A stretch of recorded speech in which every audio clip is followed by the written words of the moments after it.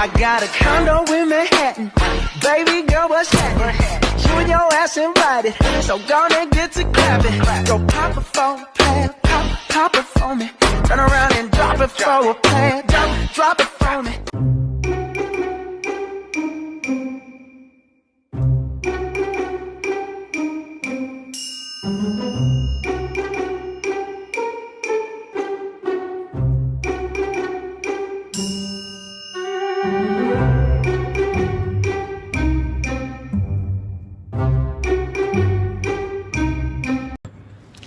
Hai guys, jadi kita sekarang lagi di Universitas Ibnu Sina, masih di kelas.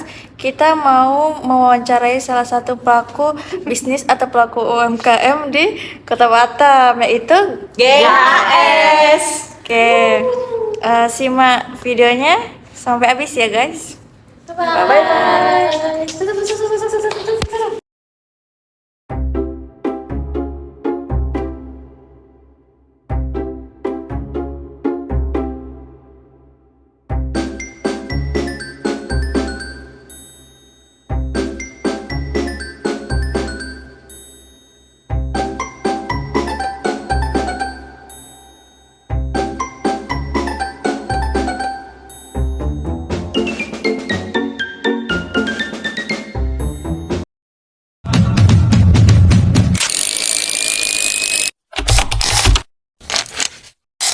And the walls kept tumbling down in the city that we love.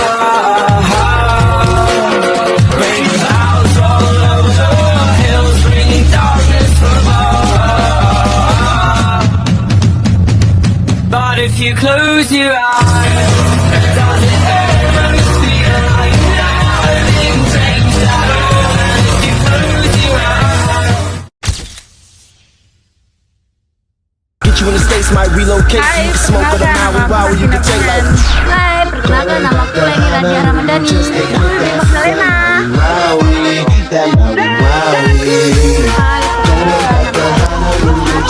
Hai, perkenalkan nama aku Nabila Nurul. Hai, perkenalkan nama aku Nurul Fatima. Hai, perkenalkan nama aku Sarah.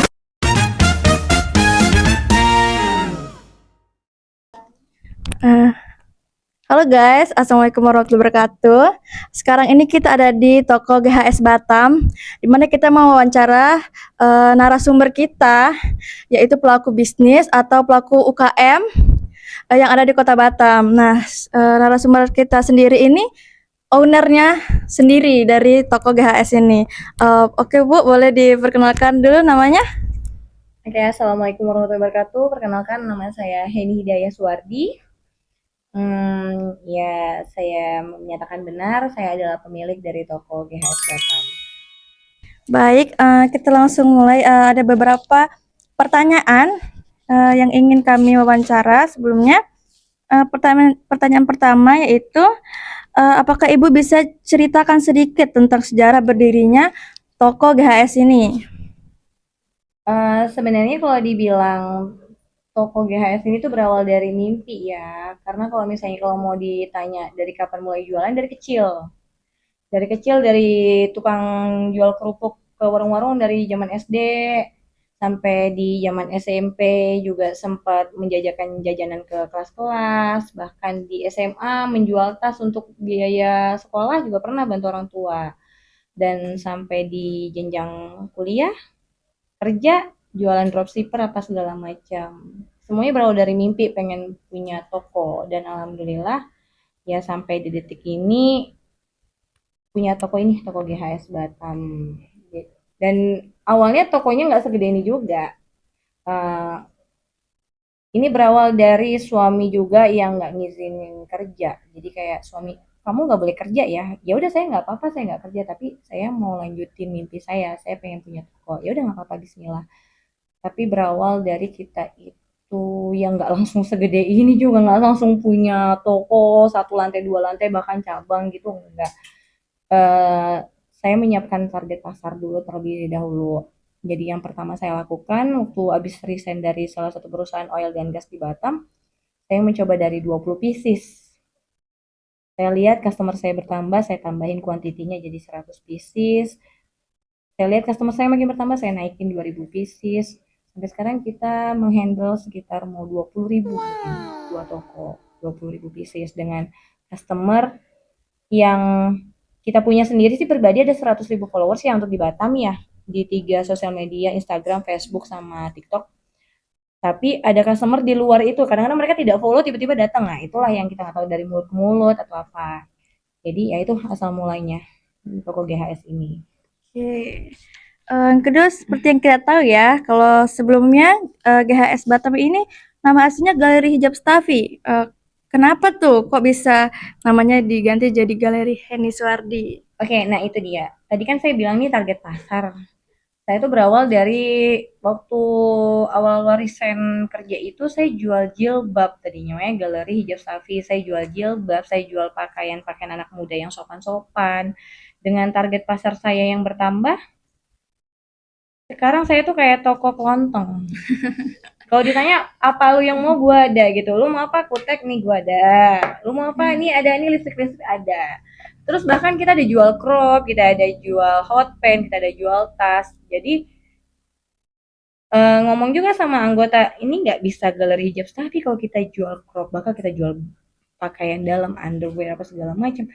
Ya udah deh kita ganti aja Bismillah. Kebetulan namanya GHS itu kan galeri hijab Stafi nih. Mikir-mikir apa ya? Oh ya udah galeri Heni Suwardi. Jadi pas banget nih sama nama gitu kan. Ya udahlah ganti nama. Jadi customer pun yang ada non muslim pun nggak berpikiran oh ini toko orang Islam, enggak. Jadi kayak kita ini bikin semuanya menjadi umum. Jadi GHS jualan apa? Apa teteh mau apa? Kita punya loh. Kita mau apa? Mau ini. Oh ya udah saya carikan. Mau ada jual handuk nggak? Oh ada bentar saya carikan. Padahal saya walaupun nggak ada kadang-kadang nggak ada stok. eh Mbak ada jual panci nggak? Mau berapa banyak Bu pancinya? Oh, oh saya ada sebentar. Oh saya carikan itu. Ya, makanya ada keuntungan di balik nama yang umum ini. Jadi nggak spesifik. Kalau misalnya galeri hijab sapi kan orang mikirnya cuma hijab aja gitu. Itu sih tujuan utamanya biar umum dan lebih meluas lagi jangkauan item-item yang bisa dijual. Tidak ada batasan ya? Iya benar tidak ada batasan. Oke, setelah ganti nama nih, perubahan nama tersebut, apakah berpengaruh terhadap citra dan target pasar toko? Yang pertama target pasar toko lebih meluas. Bukan hanya untuk anak muda. Tadinya kan galeri hijab sapi itu hanya anak muda ya. Sekarang enggak. Mau kakek, nenek, bapak-bapak, ibu-ibu, anak-anak, bahkan bayi pun belanja ke sini. Mbak ada baju bayi nggak? Udah bongkaran belum? Oh belum masuk. Mungkin nanti minggu depan kita ada baju bayi. Nanti kalau minggu ini, Mbak ada underwear nggak? Saya lihat nih, wah kayaknya ini kurvanya udah mulai naik nih yang pada permintaan mereka untuk underwear. Oh tenang ya 2 minggu lagi nih, 2 minggu lagi kita bongkaran, saya stokin gitu. Jadi ada keuntungannya, target pasar saya meluas, dan saya tahu nih customer saya lagi butuh ini nih pada fase-fase kayak di bulan Desember ini nih, yang dicari baju anak, karena mereka mau liburan kan. Ini udah pada sibuk nih, teteh ada baju anak nggak? Oh berarti saya seminggu lagi harus masukin baju anak. Gitu. Jadi ada keuntungannya di situ. Jadi saya bisa ngancang-ngancang nih gitu. Karena dari dulu saya jualan bukan keinginan saya menyediakan barang. Misalnya saya suka sama barang ini, saya mau jual dia enggak. Walaupun saya nggak suka sama barang ini, saya jual.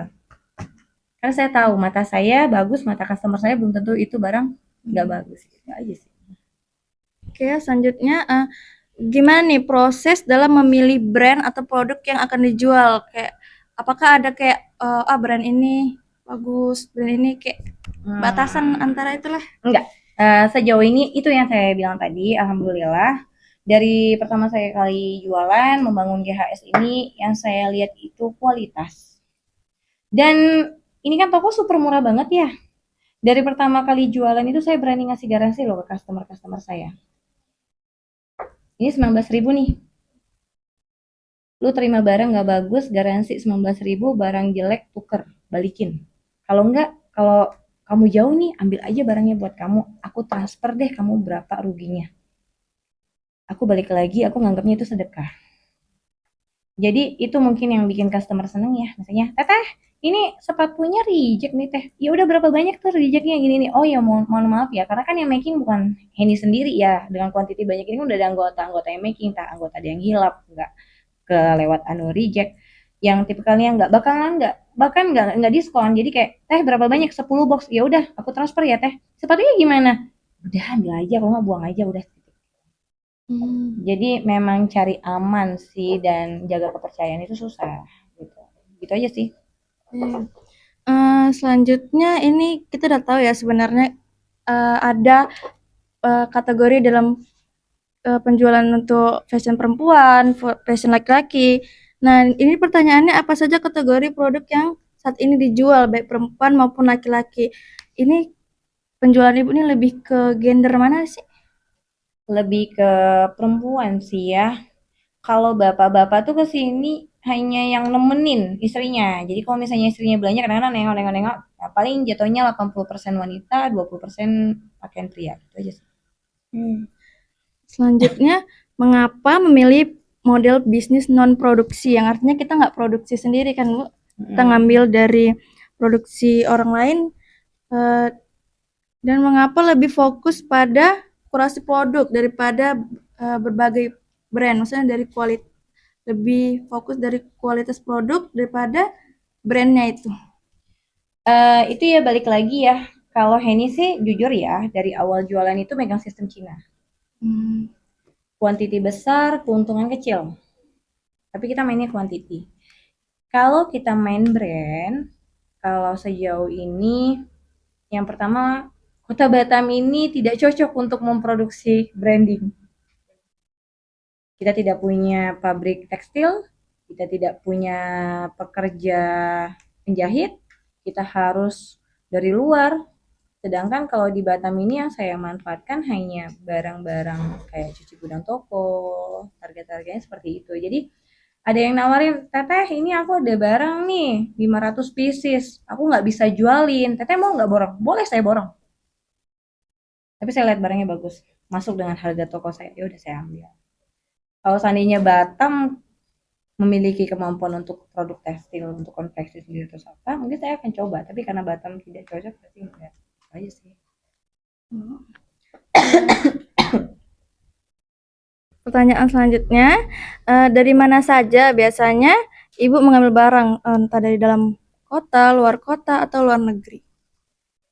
Oke, untuk GHS sendiri dari dulu kan saya sebenarnya jual barang UMKM Indonesia ya, lokal. Tapi dengan perkembangannya link kerja sama saya antara online shop satu sama online shop lain. Batam ini kan rame ya online shop ya, rame banget online shop. Jadi sekarang itu komunikasinya antara online shop. Mereka jadi toko GHS ini sebenarnya udah menjadi sasaran para online shop yang tidak memiliki pasar tadi. Kadang-kadang mereka nelpon. Barusan tadi ada yang datang. Henny masih terima titip jual nggak sih Teh Henny? Saya punya barang nih kuantitinya segini. Kalau titip jual saya nggak punya. Saya nggak lagi ngambil karena saya takut. Anda titip jual sama saya keliru hitung, saya nggak bisa bayar. Itu sistem sudah saya tutup, saya bilang. Kadang ternyata saya udah bayar orang, kamu titip jual 500 pieces. Saya bayar nih. Ternyata barangnya masih ada sisa 200 pieces. Miskomunikasi sama anggota. Sekarang sistemnya ada berapa banyak barang. Saya ada barang nggak laku nih, saya udah bingung nih, ini ada berapa, 200 pieces, oke saya borongnya segini. Sistemnya seperti itu sekarang, saya langsung bayar, saya langsung borong, saya nggak mau titip jual lagi. Nah, jadi sebenarnya karena itu tadi keuntungan, karena saya udah punya target pasar, saya udah punya si pasarnya, nah jadi si online shop ini udah pada mulai datang, karena dan semalam juga ditelepon, Hen, ini aku ada barang nih 500 pieces, kuantitinya ini, barang ini, mau nggak kali segini, gini. Nanti dulu deh, barang aku masih banyak. Aduh, Hen, aku taruh dulu deh. Boleh, kalau taruh dulu. Ya, kalau sama temen gitu. Tapi kalau misalnya yang customer, itu kan temen ya. Beda sama yang si customer yang tadi datang gitu, yang saya nggak kenal dia siapa. Nah, kalau sama teman, oke, lu bisa datang ke sini ngobrol-ngobrol sendiri, lu cari sendiri barangnya. Tapi kalau yang tadi kan konteksnya nggak kenal nih, Teh ini boleh nggak tolong jualin? Oh, nggak mau. Tapi kalau sama teman yang kayak tadi nelpon, ya udah, boleh sini taruh ya barangnya, boleh. Tapi kalau misalnya bukan ini nggak mau. Baik. Pertanyaan selanjutnya, seberapa sering Anda memperbarui koleksi produk dari toko? 1 hari sekali. Kaget kan? Setiap hari kayak robot. Ini besok saya harus restock barang saya 300 pieces. Super capek memang karena balik tadi kita bukan profitnya yang besar tapi kuantitinya yang besar. Kalau main kuantiti balik ke zaman Nabi, namanya jualan pasti capek. Ya harus beli, jual, beli, jual, beli, jual. Kayak gitu yang dilakukan GHS sampai sekarang. Jadi bukan seberapa sering, tapi sangat sering ya. Lumayan. Oke, selanjutnya siapa target konsumen utama saat ini? Ibu-ibu gabut di rumah yang kerjanya main sosial media. Itu target utamanya. Ya, jadi setiap jam 7 pagi, jam 8 pagi saya udah harus standby, jam 9 saya udah harus posting konten karena itu adalah momen ibu-ibu lagi nyantai megang HP, suaminya udah pergi kerja, anaknya udah pergi kerja, bener nggak? Ya. Dan kami nge-live di jam 10 malam karena di situ suaminya udah makan, anaknya udah tenang, semuanya udah nyantai, dia tidur di kasur main HP, bener nggak? Nah, itu target utama. Itu ibu saya ya. Iya, benar. Itu target kami. Oke, bagaimana cara Anda memahami kebutuhan dan tren fashion dari pelanggan? Keluhan, "Teteh ada ini enggak? Teteh ada ini enggak?" Karena itu dia, saya buat kultur toko saya ini seperti like a home, kayak rumah. Mereka datang juga, "Teteh ngapain? Apa kabar?" Customer itu saya buat bukan kayak toko lain, tidak kaku, saya sendiri yang nyambut mereka, saya sendiri yang nyapa mereka. Jadi ketika mereka datang ke sini, mereka ngerasa, wah Teh Heni. Jadi ketika mereka membutuhkan sesuatu, mereka langsung hubungin. Teh Heni punya barang ini nggak? Oh iya ada gini. Komunikasi langsung, jadi interaksi sama ini. Memang agak ribet sih. Ya, tapi terkadang juga saya tuh, Sin, itu customer aku belum sempat balesin, tolong balesin ya gitu. Tolong sampai minta tolong sama admin, saking biar gini sama customer. Oke, bagaimana proses pengadaan barang dari pemasok hingga siap untuk dipajang di toko ini? Seperti yang tadi dibilang, jadi GHS ini bukan toko yang saya harus cari produknya di HP, beli, enggak. Karena saya tadi udah punya pasar, saya besok aja ini saya udah bingung nih, berapa banyak ini orang nawarin barang sama saya. Sedangkan saya udah nggak jualan 14 hari, mereka liburan ke Jakarta, ngurus TikTok apa segala macam. Jadi besok ini tadi udah 3 orang yang nelpon, customer 2 orang yang nawarin barang. Besoknya saya bingung, aduh saya harus nampung semua, nggak ditampung nggak enak. Temen 3 orang, customer 2 orang langganan.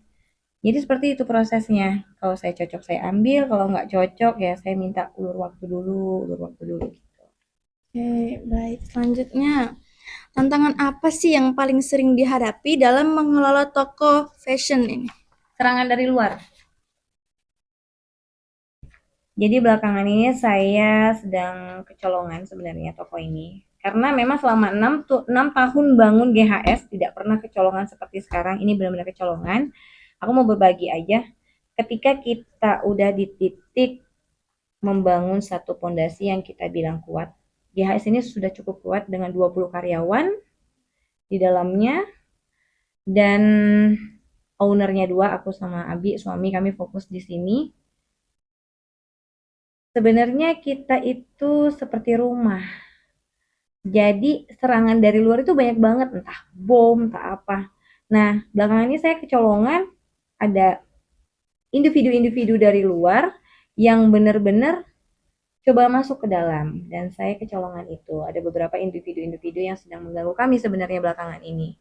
Dan sekarang ini saya sedang membangun sarung untuk mempertahankan rumah ini, si bola ini, si benteng ini.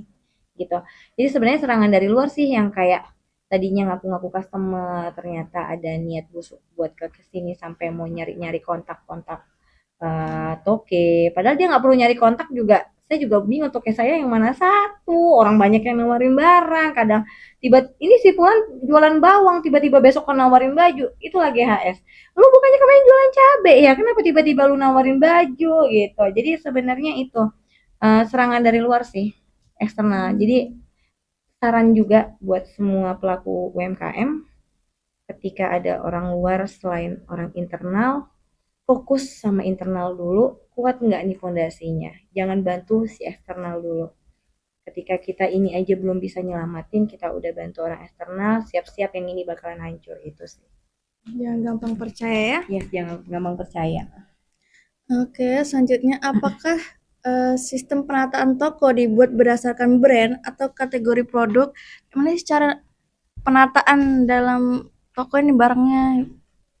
Kalau display karena GHS ini quantity dan perputarannya terlalu cepat, saya pribadi tidak pernah menekankan ke ke anggota untuk toko selalu rapi ya, karena nggak bisa. Tangan anggota saya itu jauh kalah lebih cepat dari customer. Saya baru gantungin di sini, baju ini bisa pindah ke sana. Saking banyaknya customer kan. Jadi kadang-kadang sempat juga pernah marah sama anggota kayak, ya toko kok berantakan banget sih. Umi, coba Umi turun deh, Umi bantu ngemasin. Sempat bantu ngemasin dengan kondisi riuhnya customer lagi belanja.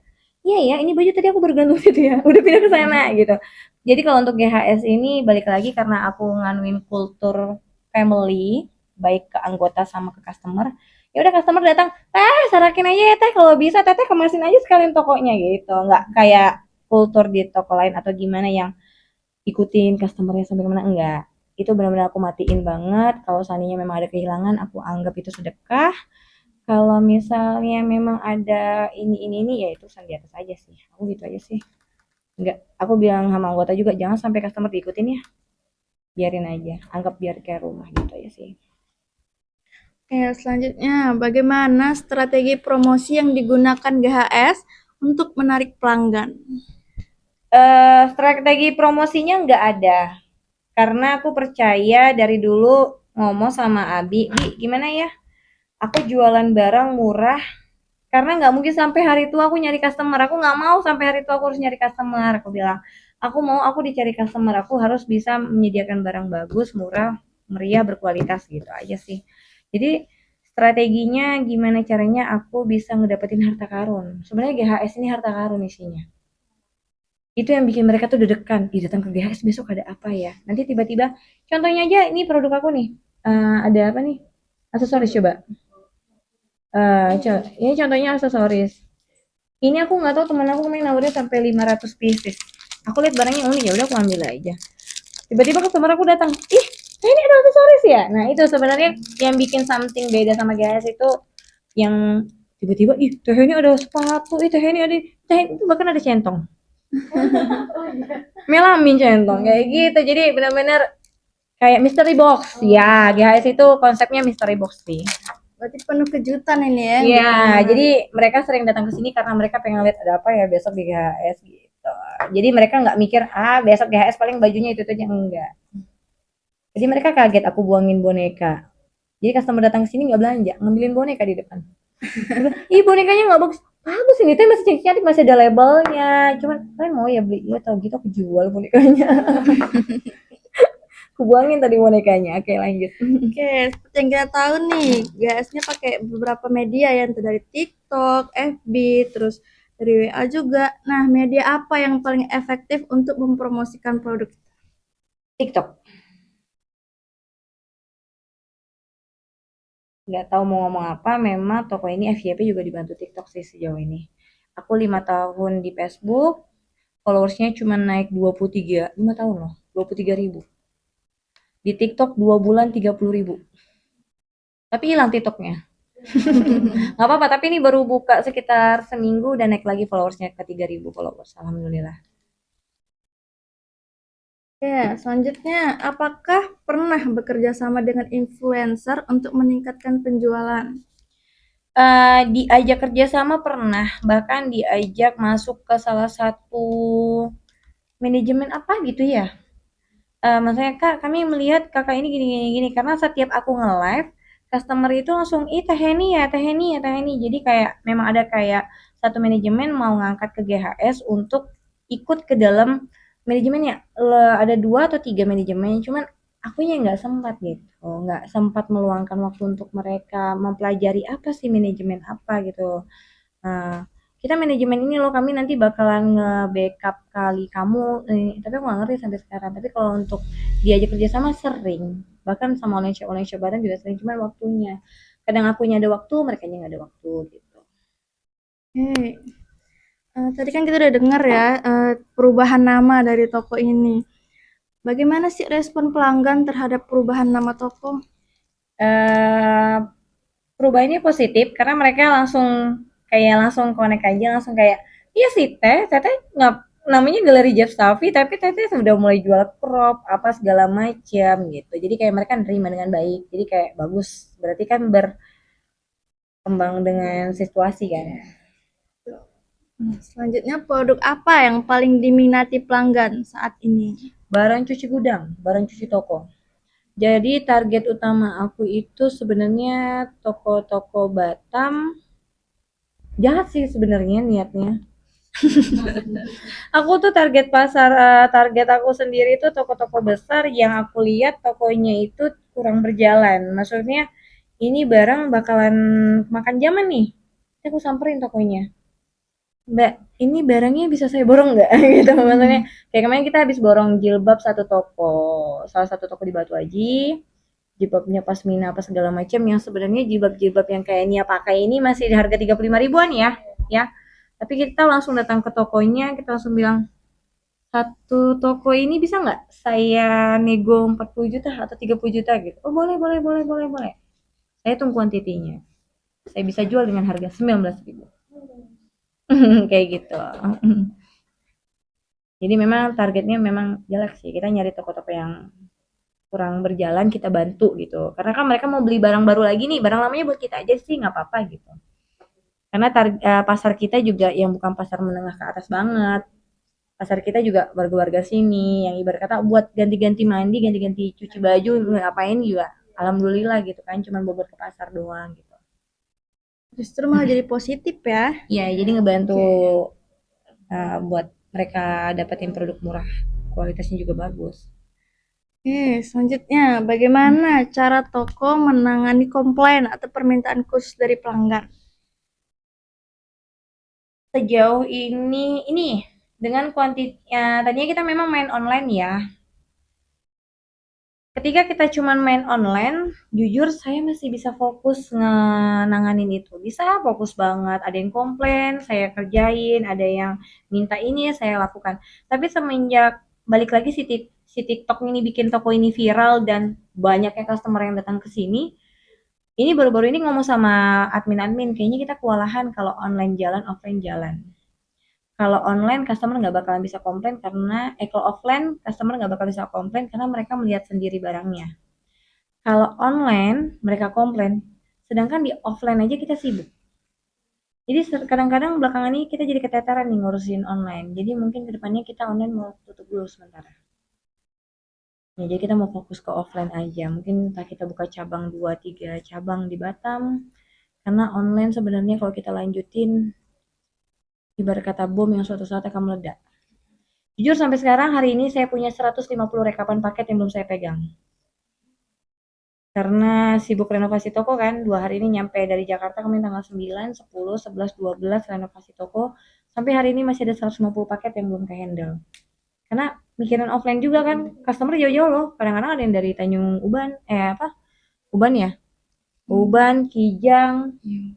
Nah, seandainya toko ini offline ini nggak saya rapikan, offline ini nggak saya ini, kasihan dong customer saya jauh-jauh. Sedangkan si online nungguin juga nih. Online udah pada teriak nih, mana pakai saya, mana. Jadi kayaknya untuk kedepannya online mau kami offin dulu gitu. Kami jalanin dengan yang offline aja lah dulu, onlinenya mau di offin dulu. Sampai situasinya stabil ya. Sampai sanggup, sekarang jujur nggak sanggup. Keteteran. Nah, pertanyaan selanjutnya ini pas banget nih untuk GHS. Apa rencana pengembangan bisnis ke depannya? Ya itu balik lagi. Kalau untuk customer, kalau dibilang itu ya, seleb ya, mungkin bisa dibilang seleb. Karena jujur sekarang udah nggak ada private village lagi, pokoknya udah nggak punya kehidupan privacy lagi. Saya pergi ke apotek R24, semua orang apotek R24 kenal saya. Saya pergi makan di warung ini, semua customer di warung Podo itu kenal saya. Saya makan di sini kenal. Jadi saya bilang sama suami saya, kayaknya kita nggak perlu lagi deh jual online shop. Kita tinggal buka cabang aja. Saya buat konten di TikTok, mereka tahu, oh Teh Heni buka di sana, mereka bakal kejar gitu kayaknya. Ya, jadi sebenarnya TikTok itu bagus sih bikin orang viral, tapi balik lagi saya nggak nyaman sebenarnya. Ya. Jadi kemana-mana, jujur sekarang itu kalau mau keluar mau nyaman, kalau nggak pakai topi, pakai masker. Tapi kalau udah blank kayak gini, ini teteh yang jual 19.000 itu nggak sih? Ah iya benar, bener lagi. Ya kan, jadi ujung-ujungnya ya udahlah mau gimana. Jadi teteh 9.000, 15.000 namanya. Iya, jadi teteh 19.000-an dibilangnya. Oke, selanjutnya, apakah ada rencana untuk membuat produk brand sendiri suatu hari nanti? Ada, kalau untuk brand sendiri, nah saya baru bilang tadi kan saya besok bakalan launching produk kuliner saya yang saya sebenarnya punya dari tahun 2020. Ya, jadi di zaman corona itu saya berinovasi sendiri di dapur, saya punya resep sendiri, dapur sendiri dengan produk healthy food, ngejunjung tinggi tentang healthy food. Nah, jadi minumannya ada, makanannya ada. Yang saya yakin besok saya launching. Kenapa? Karena pada zaman itu dan belakangan ini saya sempat onlinein si produk ini, namanya Ngunyah Mak Lambe gitu. Namanya produknya Ngunyah Mak Lambe. Belakangan ini saya onlinein, customer saya rupanya masih sama kayak customer tahun 2020 yang lalu. Hari ini beli, besok mereka beli lagi, besok beli lagi, ketagihan. Karena kan untuk kuliner sendiri bakalan bisa dibilang sukses kalau customernya beli lagi, beli lagi, beli lagi, beli lagi. Bener nggak? Bener kan? Jadi saya cobain kemarin, saya coba online, customer saya, teteh, kok online-nya udah berhenti? Kami mau pesan lagi. Oh ya udah kalau gitu aku buka offline deh. Jadi besok insya Allah kita bakal launching untuk kulinernya. Dan kita jadi sediain tempat kayak ala carte, kayak sekarang ini kayak ala carte, kayak makan di tempat, makan di toko gitu. Oke, terakhir nih untuk branding kita, apa yang membedakan GHS Batam ini dengan toko fashion lain yang menjual banyak brand? Ya itu saya bilang kalau GHS ini tuh penuh kejutan, mystery box. Ya, jadi benar-benar yang kenapa mereka balik lagi ke toko saya? Customer GHS ini bukan customer yang hari ini belanja, besok ganti orang, alhamdulillahnya enggak. Jadi kayak, Cece udah berapa kali kesini? 4 kali. Mbak udah berapa kali kesini? 10 kali. Mbak udah berapa kali ini? 7 kali. Mbak berapa kali? 2 kali. Saya survei nih. Jadi kalau misalnya Henny pas lagi di toko, customer datang, Assalamualaikum, Waalaikumsalam. Cece bunganya udah sering ya? Udah sering banget kesini, katanya itu kan. Dan saya juga survei sama mereka. Kenapa sih kalian bolak-balik ke toko aku? Nggak capek apa? Kami mau lihat, Teteh ada barang apa hari ini? Ya itu balik, oh berarti kalian nyari apa? Kalian nyari harta karun ya? Iya harta karun. Nih kayak gini nih. Ini belum tentu nanti minggu depan ada. Nah, tadi mereka ngobrol-ngobrol ini tadi ada berapa box sudah habis juga. Nah, ini aku jual 19.000. Padahal ini murah banget loh, tapi mereka mau aja beli 19.000. Nih, balik lagi mungkin karena udah branding 19.000 bagi mereka ya udah murah aja semua harganya segitu kan. Padahal ini satu kotak juga nggak nyampe. Udah lah itu rezeki aku berarti kan bonus. Ya itu jadi kayak itu mystery box ini bulan depan juga aku nggak bakal nyetok lagi. Jadi kayak ya udah kayak timeless habis udah nggak bakal ada lagi. Baik, terjawab sudah pertanyaan terakhir kita menutup dari sesi wawancara kita ini. Terima kasih banyak ya Ibu Henny Suwarti sudah menjawab pertanyaan kita dengan sangat jelas dan detail. Oke, semua pertanyaannya betul-betul 25 pertanyaan ya, ini semua terjawab. Alhamdulillah, terima kasih ya. Ya sama-sama Ibu Nia. Oke, silakan ya. Oke, Mbak siapa namanya? Masuk frame ya, kita mau foto nggak? Nanti di screenshot aja. Iya, makasih juga waktunya ya buat GHS. Guys. Tapi kayaknya kalian udah ya semua ya udah. Udah semua pertanyaan udah masuk. Udah masuk ya, sebelah sini. Ada yang duduk nggak sih? Bebas kita mau aja duduk. Ada satu sih pesan buat kalian. Ya, ini aku dapat dari ilmu Chinese. Usaha itu kenapa ketika bangkrut naik lagi. Banyak nggak lihat orang bangkrut udah bangkrut aja. Karena kalau misalnya suatu hari nanti kalian mau jadi ini pengusaha, kalian mau jadi apa sih namanya pedagang, tanamin aja di jiwa kalian malu untuk bangkrut. Benar. Jadi ketika kalian udah down, kalian pasti bakalan gini lagi. Gitu. Dengerin. Ya, jadi bakalan, aduh aku nih malu nih mau bangkrut nih, aku harus semangat lagi gitu. Jadi tanamin aja di diri kalian sampai kapanpun malu untuk bangkrut gitu. Walaupun nanti kalau udah tua kan tokonya tutup, itu udah nenek-nenek nggak masalah. Kalau masih muda tiba-tiba tokonya tutup kan malu. Nah gitu aja sih. Semangat ya. Anak manajemen semua nih. Iya. Modal membara guys. Sekian video wawancara dari kami tentang GHS Store Batam. Jangan lupa datang ke store-nya, murah-murah guys, serba 19.000. Dadah.